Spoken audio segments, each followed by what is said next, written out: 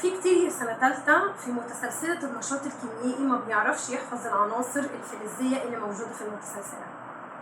ففي السنين اللي فاتت كان في أغنية اللي هي بوسي صاحبة باسم كانت ماشية لوحدها، خالد حبها قالت له روح هات لي نحاس زي الفضة بلاش دهب، وكان في أغنية عن البالونة بس أنا كنت بحفظها لطلابي ببوسي.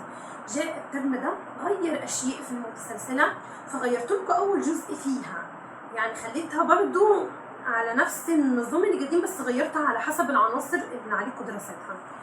بصوا هتبقى بوسي صاحبة لنفسها، بوسي صاحبة لنفسها، بسمة كسرتها ومريم أرنبتها، مضطرين نعمل كده عشان نحفظ العناصر. بوسي صاحبة لنفسها، ليه صاحبة نفسها؟ بسمة كسرتها ومريم أرنبتها، باللغة العربية أرنبتها. ربنا طرح البركة في خالد، خالد حبها قالت له روح هاتلي نحاس زي الفضة بلاش دهب. عامله عليه قالت له روح هات لي نحاس زي الفضه بلاش دهب. تمام. فانا غيرت لكم الجزء اللي هو اللي فوق ده نوعا ما عن الاول.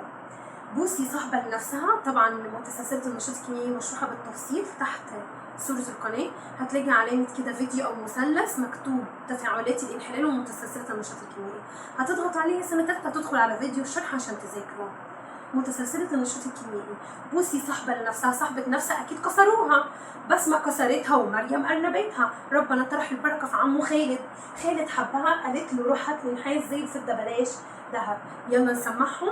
بوسي بوتاسيوم صاحبة صوديوم، بسمة باريوم كسرتها كالسيوم، مريم مغنيسيوم أرنبتها ألمونيوم، خالد خرسين حبها حديد قالت له قصدير، روح رصاص هاتلي هيدروجين، نحاس هو هينزل زي زئبق، فضة تنزل هي بلاش بلاتين، وذهب هو.